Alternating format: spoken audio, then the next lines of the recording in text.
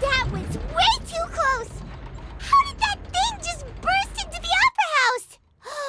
Wait, was that the huge whale you saw? So we've met it at last. I understand very well why it is chosen. That whale does not belong to Teyvat. It is it has been greedily consuming the energy from the planets, and once it has finished... You said that when the Hydro Archon first created Fontainians out of Oceanids, she filled... Precisely.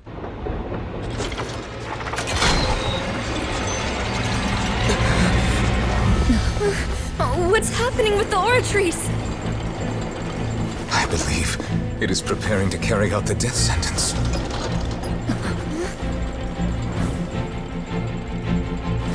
Farina!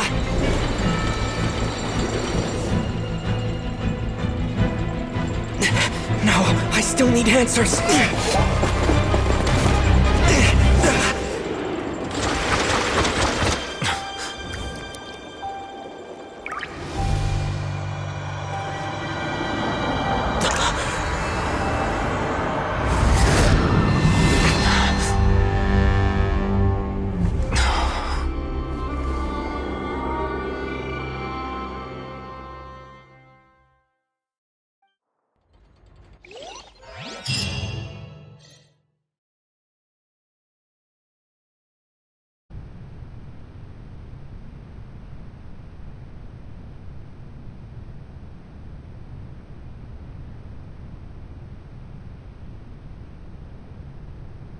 You...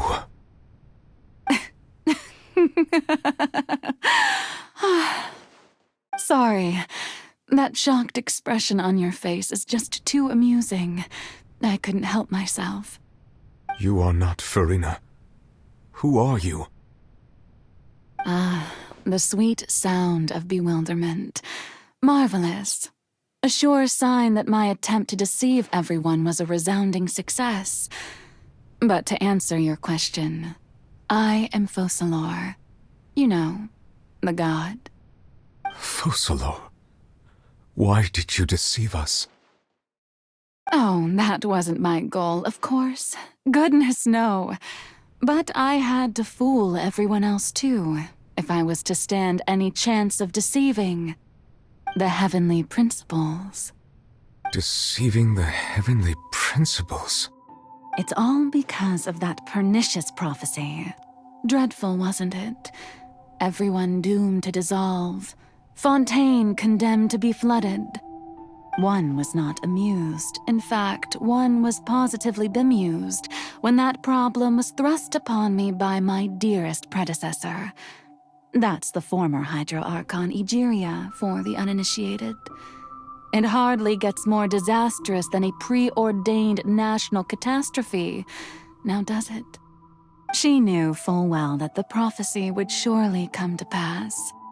And as one of the seven, she also knew full well that one defies the heavenly principles at one's peril. So yes, as you have no doubt surmised, it was a rather impossible situation that I found myself in. I spent a terribly long time mulling it over, alone on the ocean floor. And I was almost growing barnacles by the time I finally realized there was only one possible solution to this confounding conundrum.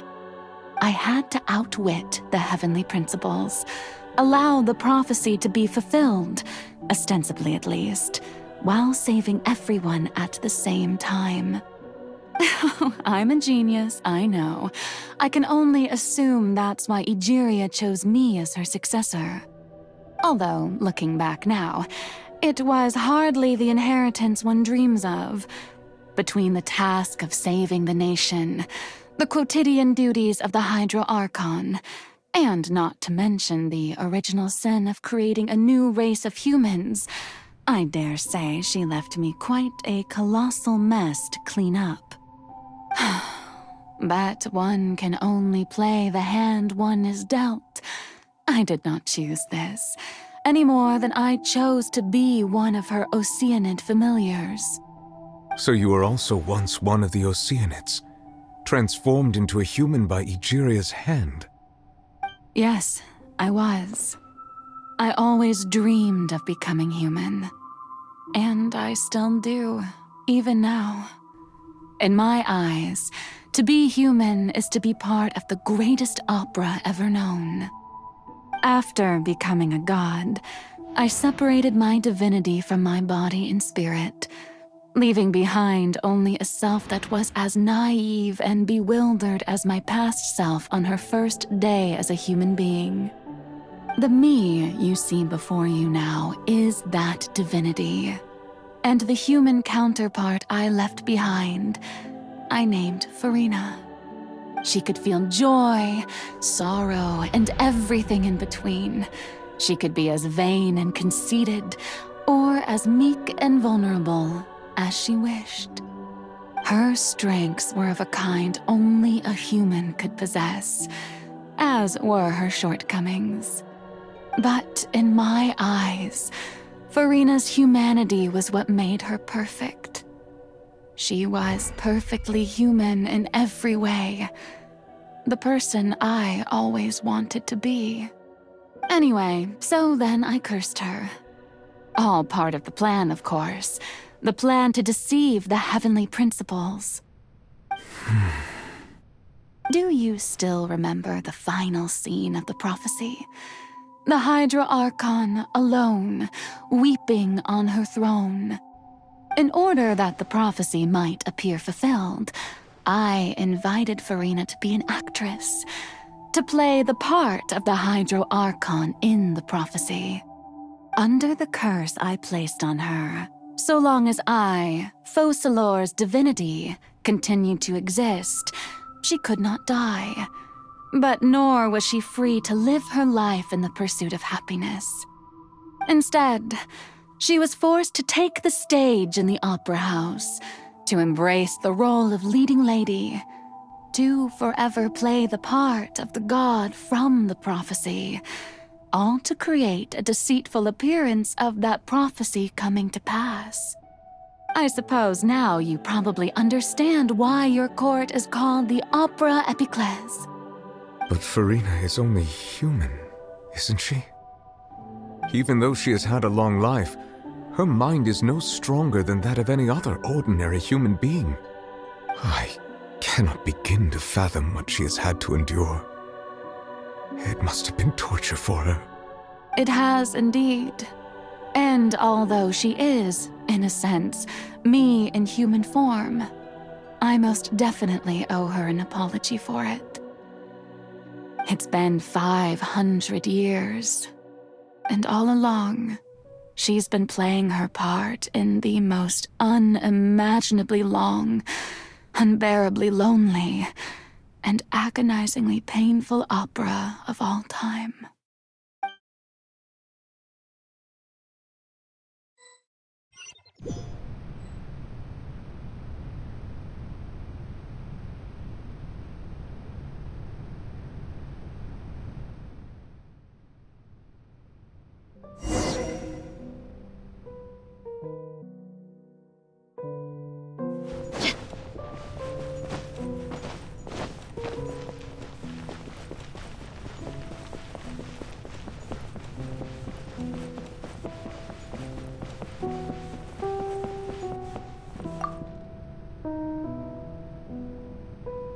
Oh? Who permitted you to come onto the stage? All right. It is not my intent to reprimand you.